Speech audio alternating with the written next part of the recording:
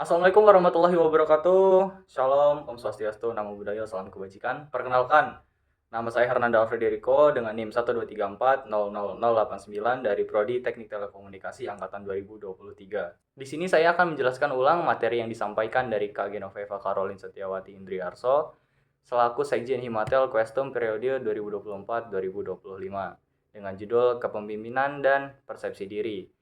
Seperti yang dikatakan John C. Maxwell, pemimpin adalah seseorang yang mempengaruhi serta tidak lebih dan tidak kurang. Dan John C. Maxwell juga mengatakan dalam kepemimpinan harus tahu jalan, kemana jalannya, serta menunjukkan jalannya. Fungsi leadership yaitu instruktif, memiliki arti memberikan perintah. Kemudian konsultif, memiliki arti memberikan solusi. Kemudian partisipatif, memiliki arti ikut serta langsung ke dalam kegiatan.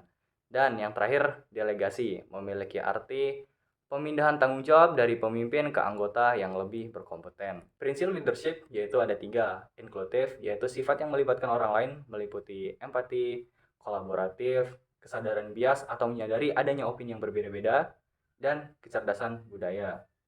Dan kemudian ada efektif, yaitu memiliki sifat fleksibel dan adaptif. Dan yang terakhir, instruktif, yaitu memimpin berdasarkan contoh, membimbing, berpartisipasi dalam pengambilan keputusan, dan menunjukkan kepedulian serta informatif. Kepemimpinan versus manajemen. Yang pertama, jika kepemimpinan terkait dengan memberikan arahan kepada tim, maka manajemen adalah perencanaan dan anggaran. Yang kedua, jika kepemimpinan menghadirkan motivasi, maka manajemen menghadirkan kontrol dan pemecahan masalah. Yang ketiga, jika kepemimpinan untuk kelompok formal dan informal, maka manajemen adalah untuk kelompok formal dan organisasi saja. Yang keempat, jika seorang pemimpin mendapatkan otoritas dari para pengikutnya, maka manajemen mendapatkan otoritas dari posisinya dan dalam organisasi. Yang kelima, jika kepemimpinan lebih didasarkan kepada komunikasi verbal, maka manajemen lebih didasarkan pada komunikasi tertulis. Kemudian persepsi diri. Menurut Dr. Andes T. Mulyono, Dekan Psikologi Industri, persepsi adalah proses melakukan diskriminasi di antara rangsangan-rangsangan serta menginterpretasikan arti-artinya. Lalu, menurut Kamus Besar Bahasa Indonesia, yaitu proses seseorang menjadi sadar dan memberikan tanggapan. Persepsi sendiri meliputi yang pertama ada penginderaan atau sensasi, memberikan tanggapan melalui pendengaran. Yang kedua ada atensi atau perhatian, yaitu menanggapi sesuatu dan memperhatikan sesuatu. Dan yang ketiga, interpretasi, suatu pemberian makna atau menjelaskan sesuatu. Di balik itu ada faktor-faktor yang mempengaruhi persepsi. Yang pertama ada sudut pandang, yang kedua ada kelompokan data, yang ketiga tingkat pendidikan, yang keempat adalah lingkungan, kelima penarikan kesimpulan, yang keenam pengalaman, dan yang ketujuh adalah suasana hati. Selanjutnya ada bentuk dan kegagalan persepsi. Yang pertama, kesalahan atribusi. Atribusi adalah proses internal di dalam diri manusia untuk memahami penyebab perilaku orang lain.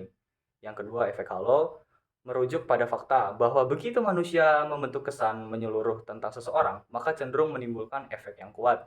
Yang ketiga, ada stereotip. Stereotip adalah mengabaikan perbedaan-perbedaan individual dan menaruh prasangka. Yang keempat adalah prasangka sendiri. Prasangka adalah konsekuensi dari setiap stereotip, yaitu sikap tidak adil terhadap seseorang atau kelompok. Yang kelima adalah gegar budaya. Gegar budaya adalah bentuk persepsi yang diakibatkan penggunaan persepsi yang berdasarkan nilai-nilai budaya yang dipelajarinya di lingkungan yang baru. Dan persepsi itu berbenturan, menimbulkan konflik, dan dapat menyebabkan tekanan dalam diri.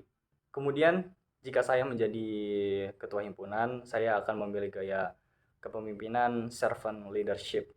Servant leadership adalah sebuah gaya kepemimpinan di mana pemimpin berfokus untuk mensupport anggota atau organisasinya. Berikut adalah prinsip utama dari servant leadership dalam berorganisasi. Yang pertama, ada berfokus pada pengembangan orang lain. Pemimpin bertindak sebagai mentor dan mendukung dan menjadi pendukung bagi anggota-anggotanya dengan tujuan membantu mereka berkembang baik secara profesional maupun pribadi. Yang kedua, ada empati dan pemahaman. Pemimpin mendengarkan secara aktif dan berempati terhadap kebutuhan, aspirasi, dan masalah tim. Mereka berusaha memahami perspektif setiap individu anggotanya. Alasan saya karena dalam organisasi, servant leadership seringkali menghasilkan tim yang lebih terlibat, kolaboratif, dan produktif. Selain itu, pendekatan ini juga menciptakan budaya organisasi yang positif dan berkelanjutan. Sekian dari saya, terima kasih. Wassalamualaikum warahmatullahi wabarakatuh.